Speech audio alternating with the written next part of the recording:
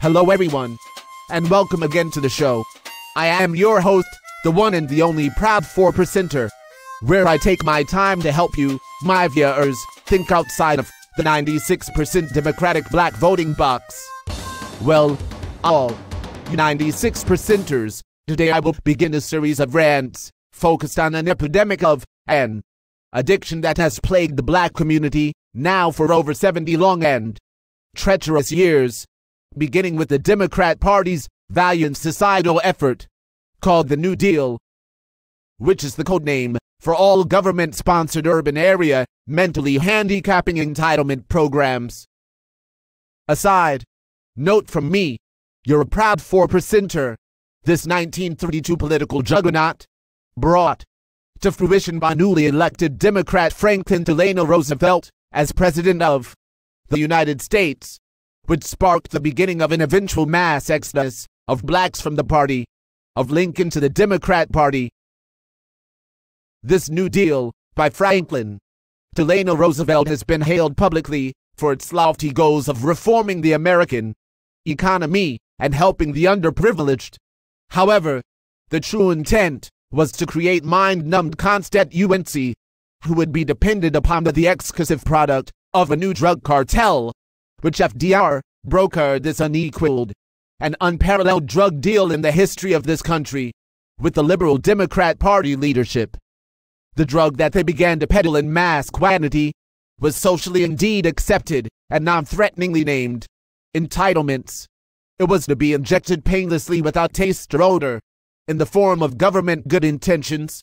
knowing that once these unsuspecting individuals were hooked on these no-cost handed-out subsidies, they would be forced to return to their personal good-intention distributor, their New Deal drug pusher, the Democrats. This drug quickly began to destroy the user's personal drive and productivity, thereby rendering the user as undesirable to private employers and capable of performing only menial tasks as allotted by the Liberal Democrat leadership.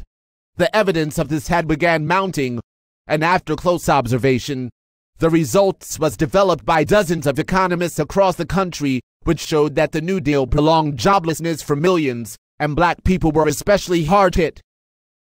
The New Deal was touted as a good-intentioned social project that would bring millions, including black Americans, out of the doldrums of the Great Depression. But needless to say, good intentions are greatly overrated. Good intention was the hypodermic syringe selected to inject the inducements of entitlement directly in the mindset of black America, because the greatest attribute of good-intentioned behavior is that it affords its benefactor freedom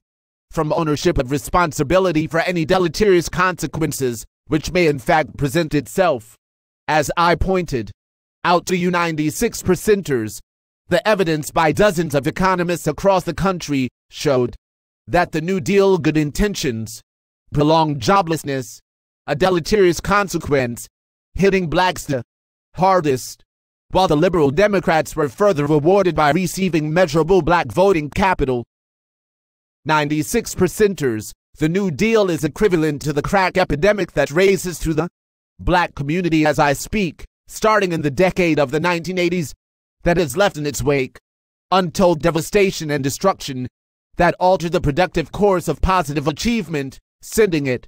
spiraling downward, which has continued to this day. The New Deal drug deal introduced an intoxicant so appealing and so addictive, which has been passed down for generations since hitting the streets in 1933. You 96%ers, that intoxicant is simply entitlement, and to be more specific, debilitating government entitlements administered via the hypodermic syringe of government injections of urban community subsidy programs. These programs, born out of that 1932 New Deal concoction of good intent, has ravished the black community with delusions of contentment, expecting its newfound drug pusher, the New Dealer, now supplying its mental drug of choice, entitlement, to be readily available to sedate mass segments of its inhabitants at a moment's notice, to assist them in escaping life's basic but most endearing characteristic, personal responsibility, without realizing it. Yes, my friend, these highly addictive government programs are peddled by unrepentant drug lords dwelling in the highest echelons of a political cartel, the Democrat Party, that are shielded by layers of bureaucratic insulation blankets branded as good intentions, which warrants repeating, making it impossible for them to be held accountable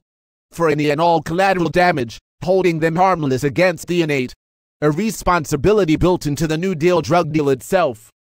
It is no different in how they market their illicit ware than that of the crack-dealing kingpins who live in their ivory towers, starting with the rank-and-file foot soldiers making the direct exchange and observing the first-hand accounts of community devastation and despair, fighting amongst themselves looking to move up the organization's ladder of success based upon the volume of the substance they are able to ruthlessly provide to the populace on a regular basis.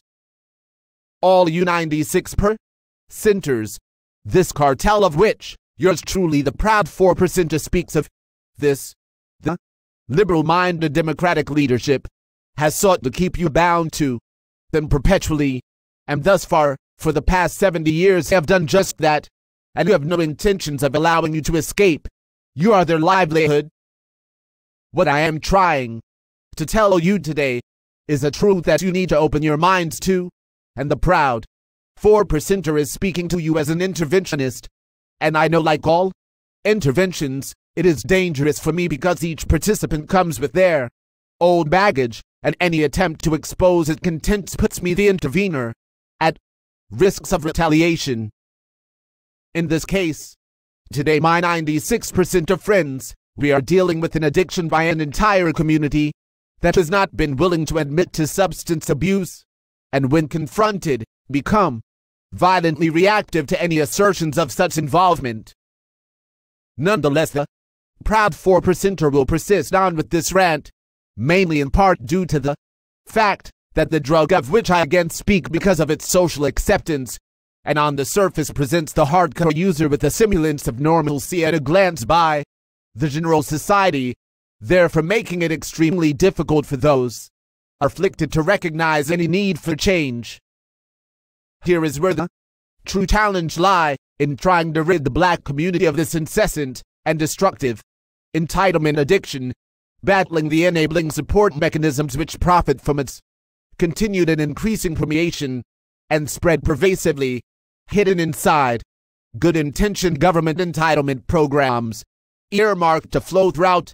the black community and distributed by the legal political New Deal dealers of the Democrat Party drug cartel. But I am up for the fight. That is it for today's rant, my 96%ers, but I will continue next time endeavoring to expose those blatantly overt, yet simultaneously covert liberal democratic drug cartel dealerships that are now and has been operating with impunity for over 70 years within America's black community. Stay tuned. Well, folks, that's all the time I have in this segment. As always, until we next meet, this again your host, the one and the only proud 4%er, providing you with the necessary tools to cut your way out of the 96% Democratic black voting box.